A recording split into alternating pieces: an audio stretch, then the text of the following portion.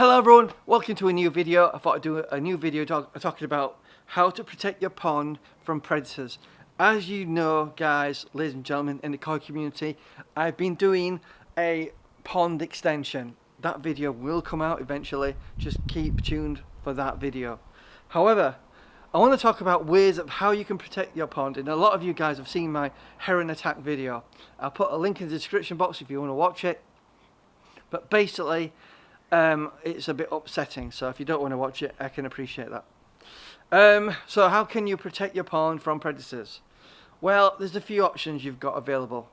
Nets, which are largely effective, but they don't look great.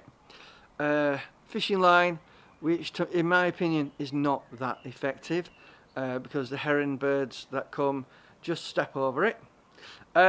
Electric fencing. Now, here's a shout out for Lee from Japanese Water Gardens Koi Supply Shop. I'll put a link in the description box if you want to check out his YouTube channel and his website.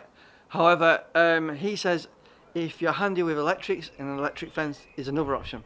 Another option is a sprinkler jet that you connect to a hose pipe and it fires water off and scares the bird away. That's quite an effective product. It's about £80. I'll put a link in the description box if you want to go and have a look at one on Amazon. Click on the link in the description box and you'll be able to get hold of one. Relatively inexpensive and a very good measure for dealing with getting rid of unwanted pests around your pond.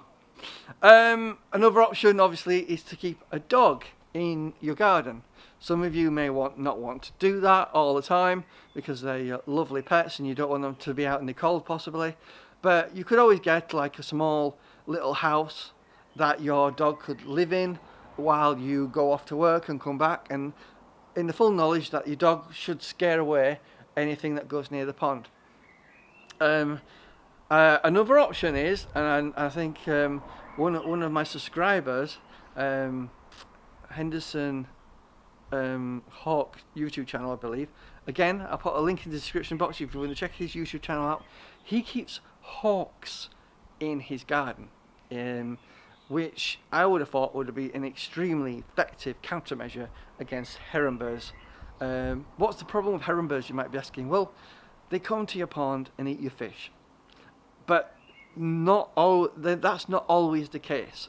A lot of times they will come to your pond, devastate all your fish, kill many of them, hurt a lot of them, and if you've got large koi that are too big, in their attempt to get hold of the small fish, they'll be stabbing away with their beak, which is quite sharp, and they could injure your large fish inadvertently, and in the process of time those large koi could die.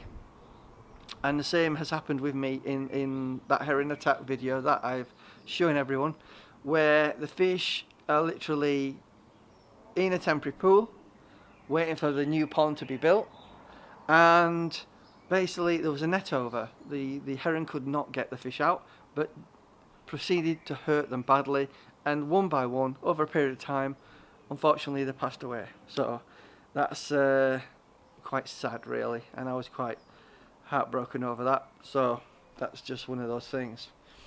Now there is another thing you can do that I haven't mentioned, and that's make yourself a fish cave.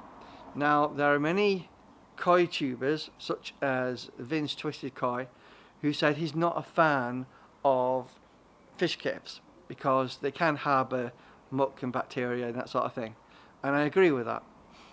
However, I think protecting your fish is more important, but each to their own and each to their own opinion.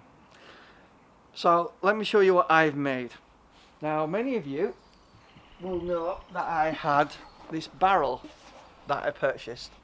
Got it from Morrison's local supermarket. You can actually buy this from B&Q for about £28, but I think it's £18 in Morrison's. Anyway, I was planning on building a filter out of this, and I was thinking maybe it's a bit too big for the shelf where I'm going to put it. So I was thinking, what what other use could this be? And I was looking at it and I'm thinking, what about a fish cave? So I drilled some holes in the top, as you can see, so that will let air out when I fill it up with water. I cut a hole at the front that will allow reasonably large fish to enter and be safe from any sort of predator. And I thought that would be a very interesting thing to have in the pond. Obviously it's plastic, so there's a possibility it may float. So what you would have to do is obviously put a large stone on the top, and that should keep it weighted and in the pond. And I thought that would be interesting. Now, you can use twin wall drainage pipe as well. A lot of people use that, or large other types of ceramic pipes or plastic pipes that's large in circumference, you know, in width. So you'd be wanting a large pipe about so big. Unfortunately, you have to buy large pieces if you can. Sometimes you can get offcuts off people, but then it becomes quite expensive in terms of price. So then I was thinking, is there another alternative to that?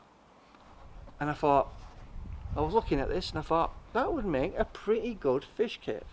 So why do I think fish caves are so important? Well, as you guys know, I have a small pond in the garden, a very small one.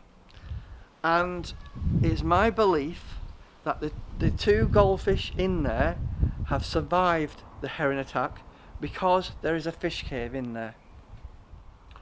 So ladies and gentlemen, here is my small pond, and as you can see, it's quite small and it's not that deep. So any heron would have a easy meal if they could get hold of my goldfish in there. Now, admittedly, I believe I have lost one, but 1 out of 3 is a success, I believe. So, where is the fish cave, you might be asking? So I'll just use this fishing net as a pointer. So the fish cave is located around here, and the way it's constructed is we've got a large flag underneath all this gravel and stone, supported by expanding foam and rocks underneath here and here, and another stone there and there. So it's basically a cave in effect, and the way they can enter is down in this area just below here, where it's quite large. I would estimate about half the size of a bucket, something like that in that region, but that's roughly the size of the fish cave around here. And obviously you have plants on the top that acts like a bog filter type thing that we've got here going off, but underneath there we have a decent sized fish cave, and that's what I believe has protected the two goldfish living in this pond. So ladies and gentlemen, I hope you found this video informative about how to protect your fish from predators. Obviously, protecting your fish is important. A roof on your pond also helps. If you can obscure the vision of any sort of predator seeing fish in your pond, that is key, I believe. But something I want to touch on, someone has mentioned, why don't you put a window in your pond? I believe a window is like a big advert to any sort of predator saying, look what I've got, try and come and get my fish. Now, don't get me wrong, I love windows, and I love the fact you can see your fish side on. Brilliant, fantastic. Think of it from a predator's point of view though. It's like a massive advertisement. Anyway, thank you for watching. I hope this video was informative, and I'll see you in the next one. Thank you. Bye bye.